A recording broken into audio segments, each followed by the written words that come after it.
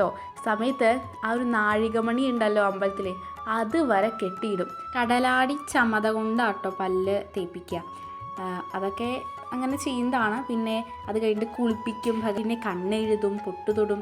അങ്ങനെ ഒരു കുട്ടീനെ നമ്മൾ എങ്ങനെയാണോ എണിപ്പിച്ച് കഴിഞ്ഞാൽ നമ്മൾ കുളിപ്പിക്കുക, കണ്ണ് തൊടാറ് ഇഷ്ടമാണ്.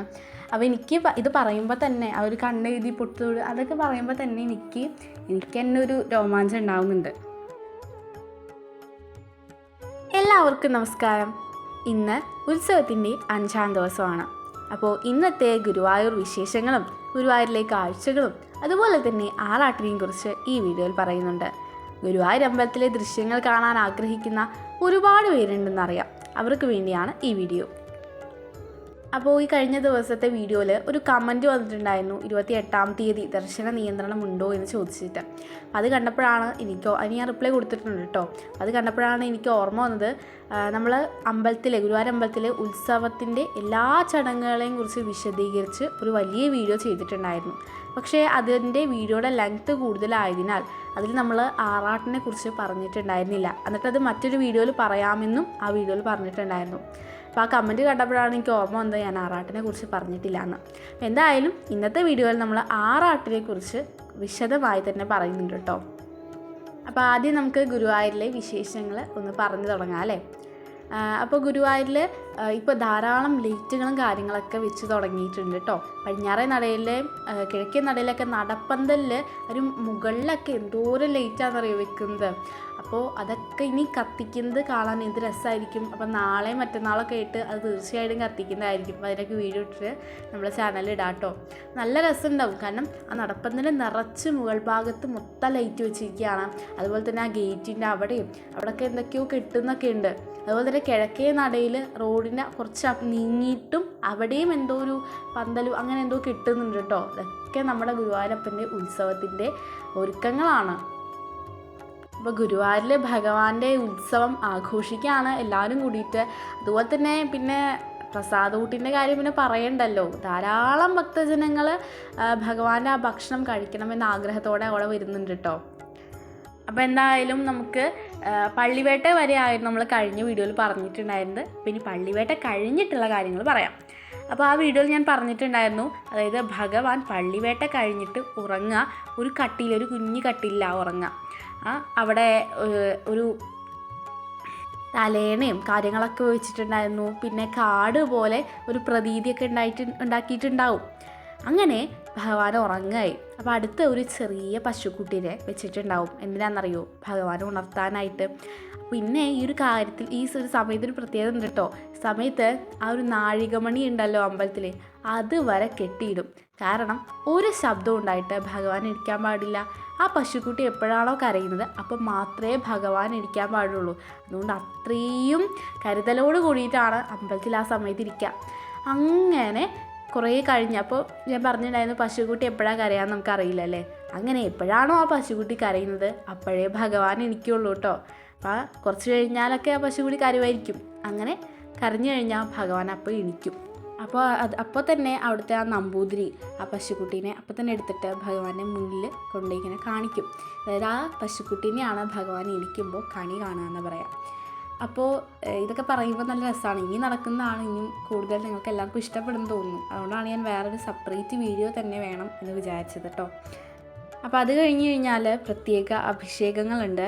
തേൻ കൊണ്ടുള്ള അഭിഷേകം, നെയ്യഭിഷേകം, മഞ്ഞളഭിഷേകം, അങ്ങനെ അവിടെ വെച്ചിട്ട് തന്നെ പ്രത്യേകം അഭിഷേകങ്ങളൊക്കെ ഭഗവാന് നടക്കും. അത് കഴിഞ്ഞിട്ട് പിന്നൊന്നുണ്ട് കേട്ടോ, ഭഗവാന് പല്ല് തേപ്പിക്കും. കടലാടി ചമത കൊണ്ടാട്ടോ പല്ല് തേപ്പിക്കുക. അതൊക്കെ അങ്ങനെ ചെയ്യുന്നതാണ്. പിന്നെ അത് കഴിഞ്ഞിട്ട് കുളിപ്പിക്കും ഭഗവാനെ. അതിനുശേഷം ദശപുഷ്പമാല അണിയിപ്പിക്കും. പിന്നെ കണ്ണെഴുതും, പൊട്ടുതൊടും. അങ്ങനെ ഒരു കുട്ടീനെ നമ്മൾ എങ്ങനെയാണോ എണിപ്പിച്ച് കഴിഞ്ഞാൽ നമ്മൾ കുളിപ്പിക്കുക, കണ്ണു തൊടുക, പൊട്ടിടുക, അങ്ങനെയൊക്കെ ഭഗവാനെ അവിടെ വെച്ചിട്ട് തന്നെ ചെയ്യും കേട്ടോ. ഇതൊക്കെ കഴിഞ്ഞിട്ട് ഒരു വാൽക്കണ്ണാടി എടുത്തിട്ട് ഭഗവാന്റെ മുന്നിൽ കാണിച്ചു കൊടുക്കും. നല്ല സുന്ദരനായില്ലേ, അങ്ങനെ ഒരു രീതിയിൽ ഭഗവാന് തന്നെ സ്വയം തൻ്റെ സൗന്ദര്യം കാണാനായിട്ട് കാണിച്ചു കൊടുക്കും. ഇതിന് ശേഷം പുരാണ പാരായണം കേൾപ്പിക്കും ഭഗവാനെ. ഒരു ആൾ പുരാണം വായിക്കും, അതിങ്ങനെ കേൾപ്പിക്കും. പിന്നെ അവിടെ വെച്ചിട്ട് മലർനിവേദ്യം കഴിഞ്ഞാണ് അകത്തേക്ക് ഭഗവാനെ ശ്രീലകത്തേക്ക് കൊണ്ടുപോവുക. പിന്നെ 6 മണിയോടെയാണ് ഭക്തജനങ്ങൾക്ക് ഭഗവാനെ കാണാനായിട്ട് സാധിക്കുക കേട്ടോ. അപ്പോൾ ഇതൊക്കെയാണ് ആറാട്ടിനെ കുറിച്ച് പറയുമ്പോൾ ഈ രാവിലെ നടക്കുന്ന കാര്യങ്ങളൊക്കെ കാണാൻ സാധിക്കുന്നവരൊക്കെ പോയി കണ്ടോളൂ കേട്ടോ. 6 മണിക്ക് ഭക്തജനങ്ങൾക്ക്, അത് കൃത്യമായിട്ടല്ല കേട്ടോ സമയം, അത് ചിലപ്പോൾ മാറ്റം വന്നേക്കാം. ഏകദേശം 6 മണിക്കായിരിക്കും ഭക്തജനങ്ങൾക്ക് കാണാനായിട്ട് സാധിക്കുക. അപ്പോൾ അന്ന് രാവിലത്തെ ശീവേലി ഉണ്ടാവില്ല, അന്ന് ഉച്ചയ്ക്കും ശീവേലി ഉണ്ടാവില്ല. പിന്നെ ഉച്ചപൂജ സമയത്ത് എന്താ നടക്കുകയെന്ന് വെച്ചാൽ പന്തിരടി പൂജയാണ് നടക്കുക. ആ ഒരു പന്തിരടി പൂജ സമയത്താണ് ഭഗവാന് അലങ്കാരമൊക്കെ ചെയ്യുക കേട്ടോ. നമ്മുടെ ചാനലിൽ ഇന്നും ഭഗവാന് ഗുരുവായൂർ അമ്പലത്തിൽ നടക്കുന്ന അലങ്കാരത്തിൻ്റെ ഫോട്ടോകൾ ഉണ്ടാക്കിയിട്ട് അത് ചെയ്യുന്നുണ്ട്. അപ്പോൾ അത് എല്ലാവരും കാണാൻ നോക്കുക കേട്ടോ. 3 മണിയോടെ പ്രത്യേക ചടങ്ങുകളൊക്കെ ഉണ്ടാവും. അത് കഴിഞ്ഞ് കഴിഞ്ഞാൽ ഭഗവാന്റെ ചൈതന്യം പഞ്ചലോഹ തിടമ്പിലേക്ക് ആവാഹിക്കും. അപ്പോൾ ഈ ഒരു ദിവസങ്ങളിലൊക്കെ സ്വർണത്തിൻ്റെ തിടമ്പായിരുന്നു ഉണ്ടായിരുന്നത്. പക്ഷേ ഇപ്പോൾ അത് ഈ ഒരു ദിവസത്തിൽ അത് പഞ്ചലോഹ തിടമ്പിലേക്കായിരിക്കും ആവാഹിക്കുക. പിന്നെ ഇന്ന് നടക്കുന്നൊരു വിശേഷപ്പെട്ട കാര്യം എന്താണെന്ന് വെച്ച് കഴിഞ്ഞാൽ കീഴ്ശാന്തിമാർക്ക് ഭഗവാന്റെ ആ തിടമ്പ് കൊടുക്കും എന്നതാണ്. അപ്പോൾ അവർക്ക് കിട്ടുന്ന ഒരു മഹാഭാഗ്യമാട്ടോ ഇത്. അപ്പോൾ മുന്നത്തെ ഒരു ദിവസവും കീഴ്ശാന്തിമാർക്ക് ഇങ്ങനെ ദീപാരാധന ചെയ്യുന്ന ഒരു ഭാഗ്യം കിട്ടുമെന്ന് പറഞ്ഞിട്ടുണ്ടായിരുന്നു. ഈ ദിവസമാണ് പിന്നെ അവർക്ക് ആ ഒരു മഹാഭാഗ്യം കിട്ടുക. അപ്പോൾ ഈ ഒരു ഉത്സവകാലം എന്ന് പറയുന്നത് കീഴ്ശാന്തിമാർക്ക് വളരെ സന്തോഷകരമായിട്ടുള്ളൊരു കാലമായിരിക്കും കേട്ടോ. അപ്പോൾ അത് കഴിഞ്ഞ് കഴിഞ്ഞാൽ പിന്നെ ഭഗവാന്റെ ദീപാരാധനയ്ക്ക് പഴുക്ക മണ്ഡപത്തിലായിരിക്കും ഇരുത്തുക. അതിനുശേഷം കൊടിയിലുള്ള, മെയിൻ കൊടിയല്ല കേട്ടോ, ദിക്ക് കൊടികളിലുള്ള ചൈതന്യം ഭഗവാന്റെ തൃപ്പാദങ്ങളിലേക്ക് സമർപ്പിക്കും. അതായത് ഭഗവാനിലേക്ക് അത് ആ ഒരു ചൈതന്യം എടുക്കും. അത് മെയിൻ കൊടിയല്ല, അത് ദിക്ക് കൊടിയിലേക്കാട്ടോ ഇപ്പോൾ ചെയ്യുക.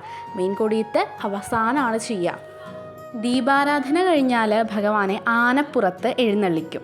അപ്പോൾ അന്ന് എഴുന്നള്ളിക്കുന്ന ആനയ്ക്കും പൂജ ഉണ്ട് കേട്ടോ. അപ്പോൾ ആ ഒരു ആനയ്ക്ക് ഒരു നല്ല വിശേഷപ്പെട്ട നിവേദ്യമൊക്കെ കൊടുക്കും. അങ്ങനെ ആ ആനനെ സന്തോഷിപ്പിക്കും, കാരണം ഭഗവാനെയാണ് ഏറ്റാനായിട്ട് പോകുന്നത്. അങ്ങനെ ആനപ്പുറത്ത് ഭഗവാനെ കയറ്റും. അപ്പോൾ ഈ ഒരു സമയത്ത് ആ ഒരു ഭഗവാൻ നടക്കുന്ന ആ ഒരു വഴിയിലൊക്കെ നിറപറ ഭക്തർ ചുരുട്ടിട്ടുണ്ടാവും. അപ്പോൾ അവരൊക്കെ ഓരോ വഴിപാട് പോലെ ഇങ്ങനെ ചെയ്യുന്നതാണ്.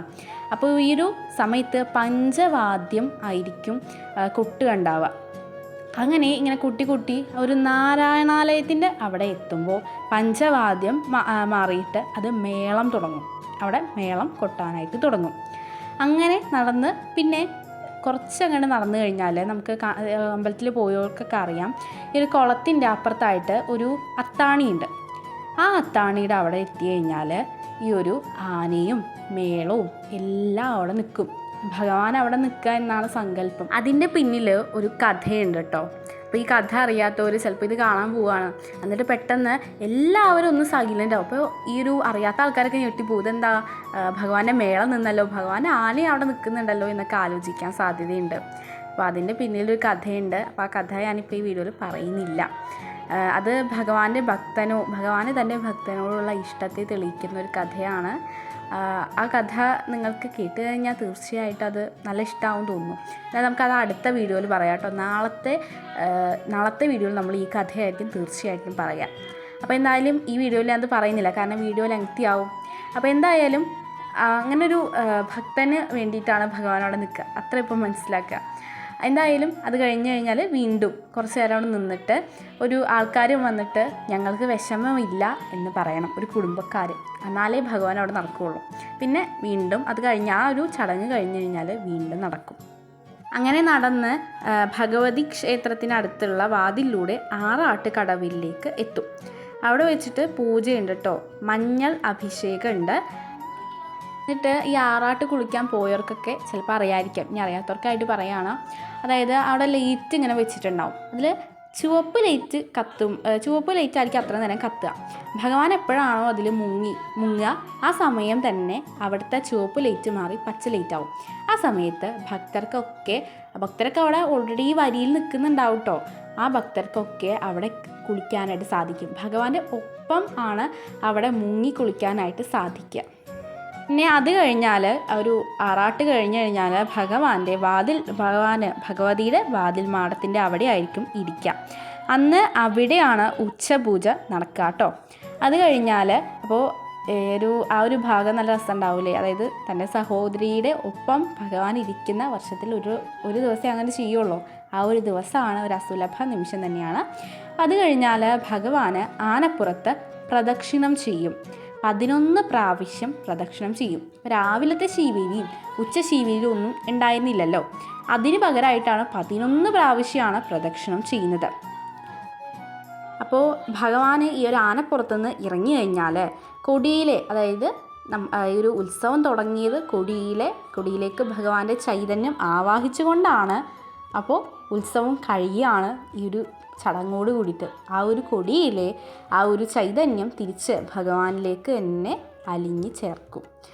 അലിഞ്ഞ് ചേർക്കാന്ന് വെച്ചാൽ ഭഗവാനിലേക്ക് തന്നെ അത് ചേർക്കും, ഭഗവാന്റെ തൃപ്പാദത്തിലേക്ക് സമർപ്പിക്കുകയാണ് ചെയ്യുക. ഇതോട് കൂടിയിട്ട് ഉത്സവം കഴിയാണ്, കൊടി ഇറങ്ങി എന്ന് പറയാം. അപ്പോൾ ഇത് കഴിഞ്ഞ് കഴിഞ്ഞാൽ ഒരു ചെറിയ ചടങ്ങ് കൂടി ഉണ്ട് കേട്ടോ. അപ്പോൾ ഇത് കഴിഞ്ഞാൽ ഭഗവാൻ ശ്രീലകത്തേക്ക് പോവുമല്ലോ. അവിടെ ഭഗവാന് 25 കലശാഭിഷേകം ഉണ്ട്. അത് കഴിഞ്ഞാൽ പിന്നെ അത്താഴ പൂജ, പിന്നെ അത്താഴ ശീവേലി. അപ്പോൾ 2 മണിയോടൊക്കെ ഇതൊക്കെ കഴിയൂട്ടോ. ഈ 2 മണിക്കുള്ളിൽ പിന്നെ എന്ത് കഴിക്കണം? തൃപ്പുക എന്നും രാത്രി ഉണ്ടാവാറുള്ള തൃപ്പുക കൂടി കഴിക്കണം. അപ്പോൾ ഇത്ര കാര്യങ്ങളാണ് ഉത്സവത്തിൻ്റെ ചടങ്ങുകൾ, ഉത്സവത്തിലെ ആറാട്ടിൻ്റെ ചടങ്ങുകൾ എന്ന് പറയുന്നത്. അപ്പോൾ ഇതോട് കൂടിയിട്ട് ഉത്സവം കഴിയാണ്, 10 ദിവസത്തെ ഉത്സവം കഴിയാണ്.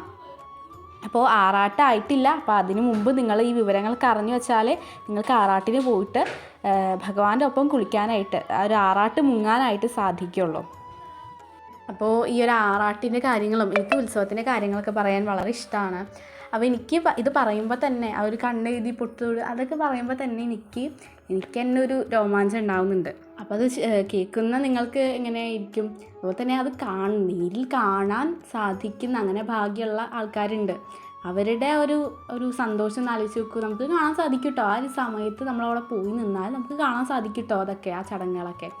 പിന്നെ ഈ ആറാട്ടിന് കുളിക്കാൻ പോകുന്നവർ പരമാവധി സാധിക്കുന്നവരൊക്കെ ആറാട്ടിന് പോയി കുളിക്കാം. ആ ഒരു ഭഗവാന്റെ അവിടെ സ്ത്രീകൾക്ക് വേറെ കടവായിരിക്കും, അവിടെ മറച്ചിട്ടുണ്ടാവും കേട്ടോ. അപ്പോൾ ആ ഒരു പേടിയൊന്നും വേണ്ട. പുരുഷന്മാർക്ക് അതിൻ്റെ അപ്പുറത്തെ ഓപ്പോസിറ്റ് കടവായിരിക്കും.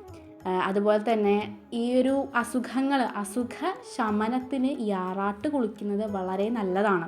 പല അസുഖമുള്ള ആൾക്കാരും ചിലപ്പോൾ അസുഖമുള്ളവർക്കൊന്നും അങ്ങോട്ട് വരാൻ പറ്റില്ലല്ലോ. അതുകൊണ്ട് അവരുടെ കുടുംബത്തിലെ ആൾക്കാരൊക്കെ വന്നിട്ട് കുപ്പിയിലടക്കം വെള്ളം എടുത്തിട്ട് ആ ഒരു കുറച്ച് വെള്ളമല്ലേ ഉണ്ടാവുള്ളൂ, അതൊന്ന് തലയിലൂടെ തളിക്കുന്നത് പോലും മഹാപുണ്യമാണ്. ഞാൻ കണ്ടിട്ടുണ്ട് ഒരുപാട് വട്ടം. ആൾക്കാർ ചെറിയ കുപ്പിയിലൊക്കെ ആ വെള്ളം കോരിയെടുത്തിട്ട് പോവും. കാരണം അതെന്താണ്? ഭഗവാനെ മുക്കിയ വെള്ളമാണ്. അപ്പം അതിൽ രോഗശമനത്തിനും അത് ഉത്തമമായിട്ടുള്ളൊരു കാര്യമാണ്. അപ്പോൾ ആറാട്ട് കുളിക്കാൻ വേണ്ടി വളരെ ദൂരം നിന്നൊക്കെ ആൾക്കാർ വരുന്നതായിട്ട് ഞാൻ കണ്ടിട്ടുണ്ട്. പറ്റുന്നവരൊക്കെ പോയി കുളിക്കുക. പിന്നെ ഈ ആറാട്ട് കുളിക്കാൻ വളരെ വലിയ നീണ്ട നിര തന്നെ ഉണ്ടാവും. അതുകൊണ്ട് നേരത്തെ തന്നെ വന്ന് നിൽക്കണം കേട്ടോ. എന്നാലേ നമുക്ക് ആ ഒരു സമയത്ത് കുളിക്കാൻ സാധിക്കുള്ളൂ കേട്ടോ. കുറേ വലിയ വരി തന്നെ ഉണ്ടാവും കേട്ടോ. അപ്പോൾ ഇനിയും നമ്മുടെ ഉത്സവ ദിവസം കഴിഞ്ഞിട്ടില്ല. ഇന്ന് 5-ാം ദിവസമായിട്ടുള്ളൂ. ഇനി 6, 7 എല്ലാ ദിവസത്തെയും അതുപോലെ തന്നെ ഈ ആറാട്ടിൻ്റെ വീഡിയോസൊക്കെ നമ്മുടെ ചാനലിൽ ഇടുന്നതാണ്. അപ്പോൾ അതിനുവേണ്ടി നമ്മുടെ ചാനലിലായിട്ട് കണക്റ്റഡ് ആയിട്ട് ഇരിക്കുക. പിന്നെ ഇന്നത്തെ ഉച്ചപൂജാലങ്കാരത്തിൻ്റെ സമയമായിട്ടോ, അതായത് ഈ ഒരു റെക്കോർഡ് ചെയ്യുന്ന സമയത്ത് ഉച്ചപൂജാലങ്കാരത്തിൻ്റെ സമയമായി. അത് നമ്മുടെ ചാനലിൽ ഇടാൻ പോവാം കേട്ടോ. അത് സാധിക്കുന്നവരൊക്കെ കാണുക. അപ്പോൾ എല്ലാവർക്കും നന്ദി. Thank you.